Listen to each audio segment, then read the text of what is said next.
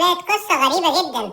اللي بيخاف لازم يسيب الفيديو دلوقتي، واللي مش بيخاف يضرب إعجاب ويشترك في القناة. دي قصة بنت كانت بتظهر للناس بالليل، وبعدين الولد ده كان رايح المدرسة وكان أول يوم ليه في المدرسة. الأم بتقوله دي مدرسة جميلة جدا، انت هتتبسط فيها وهتلعب مع أولاد كتير، بص الفصل بتاعك حلو ازاي، كله ناس مهتمية بيك. قال لها يا ماما أنا مش شايف حد مهتم بيا ولا حاجة، دول بيتريقوا عليا، دي الناس كلها بتتريق على بعض في الفصل ده. قال لها قالت له ازاي بس يا حبيبي، بص الناس دي كلها مبسوطة ومبتسمة، يلا روح على الفصل بتاعك. وقالت للولاد انتوا لو حد غلس عليه انا هوريكم. الولاد برضه فضلوا يتريقوا عليه وفضلوا يضغطوا عليه ان هو يبقى بيلعب لوحده. هو كان فاكرهم مبسوطين بيه وبيضحكوا معاه. البنت دي كانت فعلا مبسوطة بيه شكلها، وكانت عايزة تلعب معاه وهو كان مبسوط قوي. كل الفصل كان ماشي، بس الشلة التانية مش عاجبها ان هو يبقى بيتصاحب على الناس اللي في وسطيهم.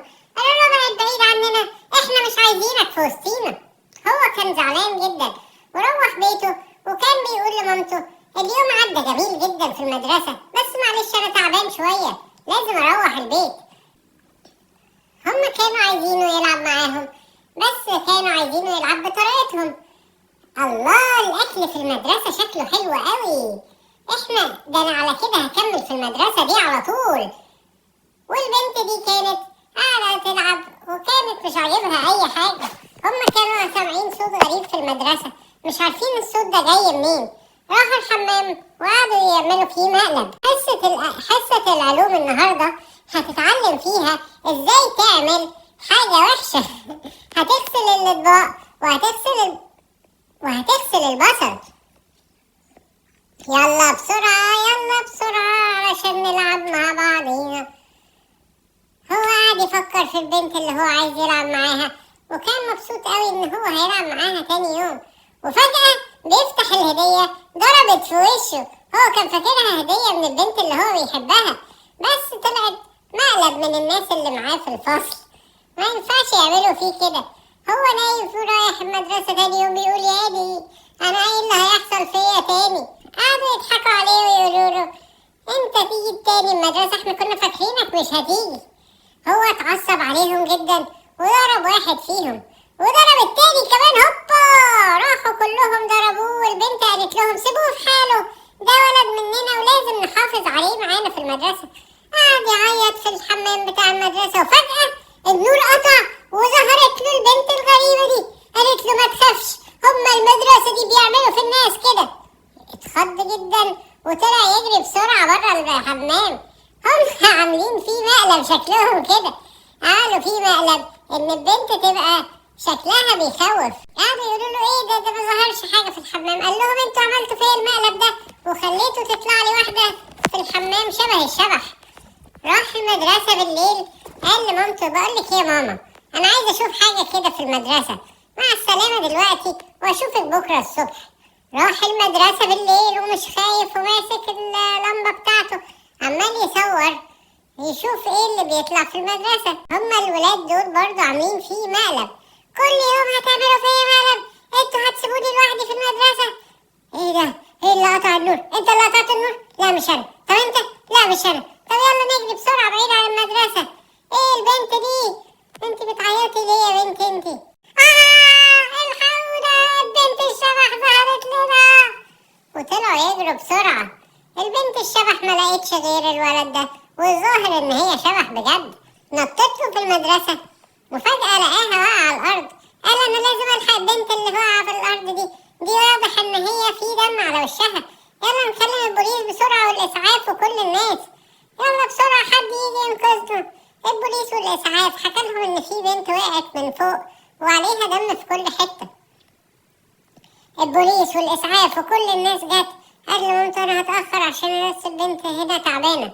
راح كل الناس جم قالوا له فين البنت اللي انت بتقول عليها دي؟ قال لهم ايه ده؟ البنت فجأة اختفت. ايه ده؟ ازاي البنت تختفي؟ انت بتقول اي كلام، انت بيتهيألك. لا كان شكلها كده فعلا. لا ده ولد ده واضح ان حالته صعبة جدا، احنا لازم نقول لأهله ياخد باله منه، لازم نقول لأهله ياخدوا بالهم منه. الولد قعد يعيط، وبعدين الناس كلها قالوا له انت بيتهيألك، ما ينفعش تعمل ده يعتبر ازعاج للسلطات، انت كده كلفت البوليس وكلفت المطافي جامد جدا. وكل الناس قعدوا. مامته قالت له انت بتقول ايه؟ انت خليت الناس كلها تتريق علينا. راحت ضربته، قالت له بص بقى، انت لازم تتعالج ولازم تشوف حاجة الناس اللي بتزعجك دي لازم تشوف لهم حل. هم فضلوا يتريقوا عليه، قالوا الراجل ده نده البوليس ونده المطافي امبارح وهو مفيش حاجة. البنت طلعت له تاني وقالت له ما تزعلش، انا حقيقة، ما تخافش مني، سيبني بس اتكلم معاك. انا عايزة اقول لك حاجة، اللي حصل لي ده ازاي حصل لي؟ انا هحكي لك قصتي من الاول. قال لها لا، انا لازم اطلع بره. قالت له انا هاجي وراك في كل حتة لغاية اما احكي لك قصتي. بس هو كان خايف منها ومش عايز يسمعها. راح لمامته قال لها يا ماما، انا اللي بقولهولك ده حقيقة، هي البنت دي بتطلع لي فعلا. قالت له اسمع، لو قلت لي الكلام ده تاني انا هضربك، اوعى تقول لي الكلام ده تاني.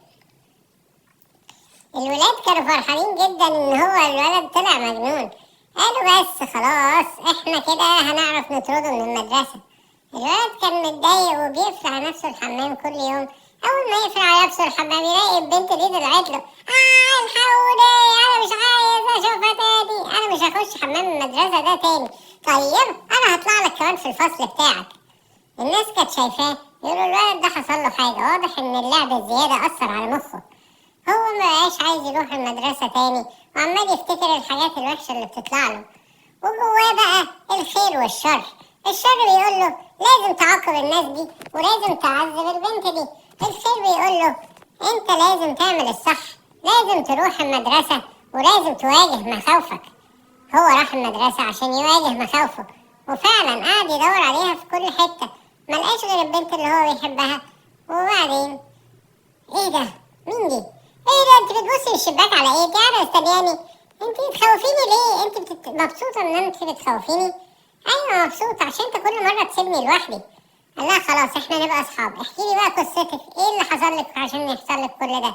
قالت له بص يا سيدي، من 10 سنين كنت بنت زي عادية زيك في المدرسة، وبعدين كنت بلعب مع البنات، بس مع كل أسف المدرسة دي بيعملوا تنمر لكل واحد جديد فيهم، ضربوني وقعدوا يضايقوني، وكنت بحب ولد معايا في الفصل، البنات ما عجبهاش الكلام ده، راحوا قعدوا يضربوا فيا، وكل يوم يضربوني ويدوني على دماغي حاجات كتيرة أوي. أنا مبقتش طايقة المدرسة. وفي يوم من الأيام البنات اتلموا عليا وقعدوا يضربوني، ومن ساعتها وأنا بقى شكلي كده متعور. رحت لابسة ماسك عشان لما الولد اللي أنا بحبه يشوفني ما يبقاش خايف مني، وأهلي كمان كانوا خايفين من شكلي.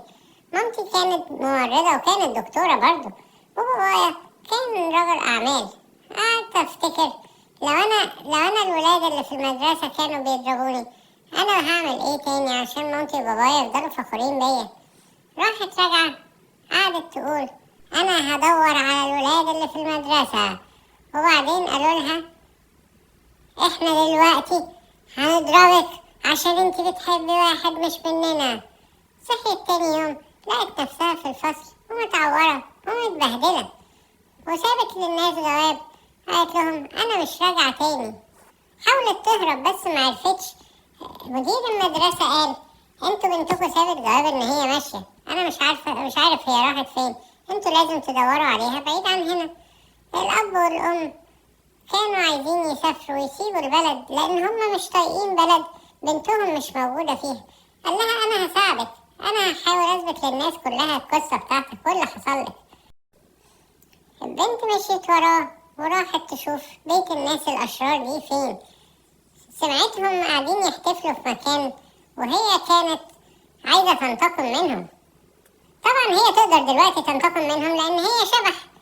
وقعدوا يتفرجوا على صور البنات اللي معاهم اللي عذبوهم قبل كده. البنت افتكرت قد ايه الأولاد كانوا مؤذيين وقد ايه كانوا بيضايقوا البنات، وقعدت تقرر ان هي هتنتقم منهم. ضربت الولد بالكان على دماغه، هو قعد يقول له انت اللي ضربتني انت اللي ضربتني، واتخانقوا مع بعض. هي كانت فرحانة فيهم طبعا وقعدت تضحك عليهم. الأب جه قال له مفيش خناقة عندي في البيت وطردهم. قال للولد انت ازاي تصور بنات كده، انت محروم من كل حاجة. راح هو قاعد يتكلم مع اصحابه وقال له انا عندي ليك مفاجأة مهمة جدا، تعالى بكرة وشوفها. البنت كانت مستخبية عنده في البيت بس هو ما كانش واخد باله. الولد قعدت تقول له ها لسه بتشوف حاجات غريبة؟ قال لها لا ابدا انا بقيت كويس خلاص. وكلهم كانوا قاعدين يلعبوا وهو قاعد يفكر ايه اللي ممكن اعمله. البنت قعدت تضربهم وتخليهم يفتكروا ان هما بيضربوا بعض. هو الولد قال لهم خلي بالكم في اشباح موجودة هنا عندنا. راحت الناس كلها خافت وهو كان مبسوط ان هو بيحاول يساعدها. يوم الامتحان هي قعدت تساعده، هي كمان قعدت تشوف اجابات كويسة عند كل حد وتديها له. وبعدين لما ساعة تسليم الورق هو كان مجاوب كل الأجوبة صح وخد الدرجة النهائية. هو كان مبسوط جدا طبعا. الولاد قعدوا تاني يأذوه يقولوا له انت مش هتبطل بقى، انت مش فاكر نفسك واحد مننا؟ قال لهم انا شاطر ومتفوق، انتوا مش هتقدروا تعملوا لي حاجة. راحوا طلعوا يجروا وراه. انتوا عارفين هم قد ايه هم مؤذيين. قاعدين يجروا وراه. راحت البنت ضرباهم. هم ما عرفوش مين اللي ضربهم وافتكروه هو اللي ضربهم. قال لها شكرا ليكي انك ساعدتيني. قالت له انا مش بس عملت كده، ده انا كمان قعدت اتاكد ان المدرسه هتديلك الدرجه النهائيه. قال لها ايه ده؟ يعني انا معرفتش انجح بنفسي؟ قالت له انت فاكر نفسك بتعرف تذاكر؟ احنا لازم نرد للناس الاشرار دول اللي هم عملوه فينا. قالت له بس انا عندي فكره، انت هتسيبني انا هتصرف. بس هو قال لها يعني هتعملي ايه يعني؟ قالت له مالكش دعوه انا هتصرف خلاص. البنت راحت حفلة كانت عارفة إن فيها بنات معزومين وكانت عارفة إن هم عايزين يأذوهم. قعدوا يرقصوا مع بعض طول الليل وقعدوا البنات فرحانين بالرقص والولاد كمان. هي بقى في الوقت ده راحت البيت بتاع الولد وقعدت تشوف الكمبيوتر بتاعه. هي قعدت تمسح الحاجات اللي على الكمبيوتر بتاعه وأخدتها على اللابتوب بتاعها. هو كان دخل ياخد دش بعد الحفلة الجامدة دي. هما أخدوا الحاجات بتاعته وراحوا طلعوا يجروا بره. أول ما الأب كان قرب يجي الولد كان هيخرج كانوا هم خلاص أخدوا الحاجات وجري. الولد خرج لقاهم مش موجودين ولقى الحاجات مش موجودة على اللابتوب بتاعه. فهم إن هو دلوقتي ما عندوش أي حاجة يأذي بيها أي حد. والناس اللي في الفصل قرروا إن هم يطردوه من الفصل بتاعهم. لسه بيحاولوا يأذوه بس هو مبقاش يخاف منهم. المدرسة لما جت قالت لهم يعني لو شفتكوا بتعملوا كده تاني هتبقى حاجة وحشة جدا. راح لمامته قال لها بصي بقى أنا لازم أقولك الحقيقة إن فعلا أنا بشوف واحدة موجودة معانا في البيت. والأم قعدت تضربه وتقول له أنت تاني أنا مش قلتلك متفكرش الأفكار دي. راح قرر إن هو يوري لمامته اللي هو بيشوفه. قال لها بقولك ممكن بس تظهري لمامتي ولو مرة واحدة؟ قالت له أنا قلتلك ده سر بينا ومحدش هيقدر يشوفه.